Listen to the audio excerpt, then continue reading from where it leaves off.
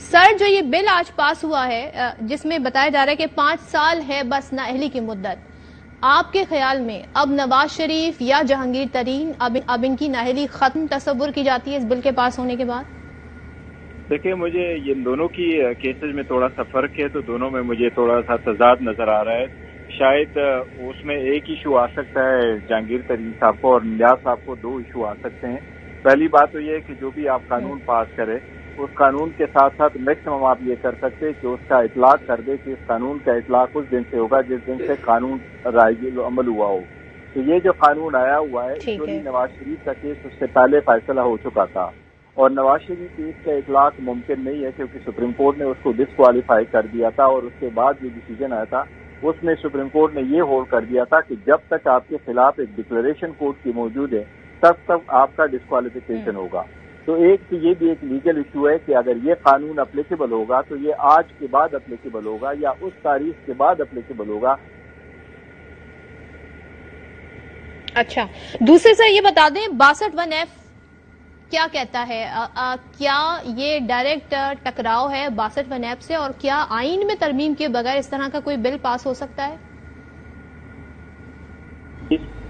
ہو سکتا ہے، لیکن نواز شریف کے کیس میں جو اس کو فیس کرے گا وہ کنوکٹ ہو چکا ہے، اور نیب کے قانون میں جو کنوکٹ ہو چکا ہو اس کی نیب کے قانون کے مطابق ڈسکوالیفیکیشن 10 سال کے لیے ہوتا ہے۔ تو اس لیے آئین میں بھی یہ پرووائڈڈ، آرٹیکل 63(2) میں پی میں پرووائڈڈ ہے کہ جس قانون کے تحت آپ ڈسکوالیفائی ہوں تو پھر وہ کنٹینیو کرے گا۔ تو نواز شریف ایون اس کے اگر قانون میں تبدیلی کی گئی تو نواز شریف کا اس کا فائدہ نہیں ملے گا۔ البتہ جہانگیر ترین صاحب اپنا ٹرائی کر سکتے ہیں کیونکہ اس کے خلاف کوئی ججمنٹ نہیں ہے نیب کی کورٹ کا۔ اچھا، اور یہ وہی میرا سوال کہ کیا عدالت میں بہرحال پھر بھی جانا پڑے گا ریلیف لینے کے لیے، یا جو ملک احمد خان کہہ رہے ہیں کہ پارلیمنٹ سے معاملات طے پائیں یا عدالت سے، کیا یہ ایک ہی بات تصور کی جائے گی؟ نہیں، ایک ہی بات تصور نہیں کی جاتی، لیکن عدالت نے اس کو ڈسکوالیفائی کیا۔ وہ ہوگا یہ کہ اگر نیکسٹ ٹائم نواز شریف آ جاتے اور وہ کسی الیکٹیو پوزیشن کے لیے، M&A کی پوزیشن کے لیے اپلائی کرتے اور اس پہ آبجیکشن آ جاتا ہے، اس وقت اس کا یہ ڈیفنس ہوگا کہ میں واقعی ڈسکوالیفائی تو ہو چکا تھا فار وٹ ایور ریزن، لیکن میری ڈسکوالیفیکیشن 5 سال کے بعد ختم ہو چکی بائی ریزن آف دس لا۔ تو یہ لا تو اس وقت ہوگا۔ پھر یہ ایک ایشو آئے گا کہ اس لا کی اپلیکیبلٹی اس تاریخ سے ہوگی، آگے آج کے بعد جو کیسز آئیں گے یا 2017 کے بعد جو کیسز ہوں گے اس پہ ڈسکوالیفیکیشن ہوگی، نہ کہ اس وقت جس وقت نواز شریف کے کیس کا فیصلہ آیا تھا۔ تو پرابلمٹک ہے، ضرور یہ معاملہ ابھی بھی حل طلب نظر آ رہا ہے بائی دا کورٹ۔ اچھا، یعنی کورٹ ہی سے حل کر سکتی ہے۔ اور ایز وی اسپیک ناؤ قانونی سٹیٹس نواز شریف کا کیا ہے؟ اگر جیسے وہ دبئی تک تو آ گئے ہیں، پاکستان آتے ہیں تو کیا، کیونکہ وہ مطلوب ہے عدالتوں کو، تو کیا عدالت قانون حرکت میں آئے گا، یا پھر جیسے کہ آپ نے کہا کہ اگر وہ نامینیشن فائل کرتے ہیں M&A کے لیے، وزیر اعظم کے لیے، جو بھی وہ کینڈیڈیچر ان کا ہوتا ہے، تب یہ نقطہ اٹھایا جا سکتا ہے؟ دیکھیں، نواز شریف اس وقت جو بائی لا وہ کنوکٹڈ ہے اور اس کی کنوکشن فائنل ہے۔ اس کی اپیل جو کنوکشن کے خلاف فائل ہو چکی تھی وہ اسلام آباد ہائی کورٹ نے ڈسمس کی ہے، لہٰذا اس اسلام آباد ہائی کورٹ کی ڈیسیجن کے مطابق اور ججمنٹ کے مطابق جس وقت بھی وہ پاکستان آئیں گے قانون کے دائرے کے مطابق اگر وہ سرنڈر کرتے تو وہ جیل جائیں گے۔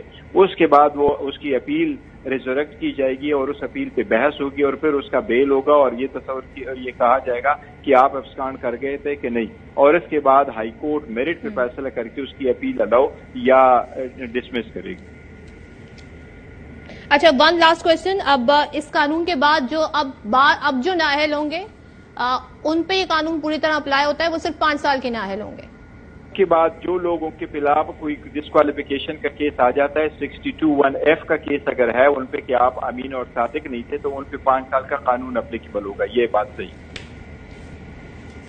Not more than 5 years, not more than 5 years, کیونکہ اس کے قانون میں تشریح نہیں تھی، اور ابھی چونکہ پارلیمنٹ نے پرووائڈ کر دیا ہے۔ سپریم کورٹ کی ججمنٹ یہ نہیں تھی کہ اگر آپ صادق اور امین نہیں ہیں تو فار لائف ہوگا۔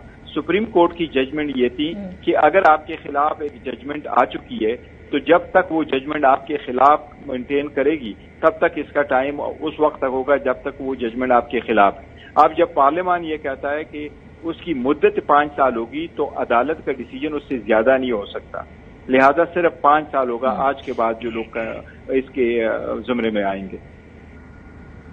اچھا، اور الیکشن کمیشن اسی ایکٹ میں ترمیم کے تحت ڈیٹ کا الیکشن کی تعین کرے گا، اور اگر رد و بدل بھی کرنا ہے دیٹ از ویری امپورٹنٹ، وہ بھی اختیار ہے، تو اس اختیار کو کسی طرح سے چیلنج کیا جا سکتا ہے کیا؟ نہیں، دیکھو اس اختیار کو چیلنج نہیں کیا جا سکتا اور چیلنج کرنا بھی نہیں چاہیے. اس پہ تو اس وقت ضرور ایک ایشو آیا تھا کہ کیونکہ آئین تو 90 دن کہتا ہے.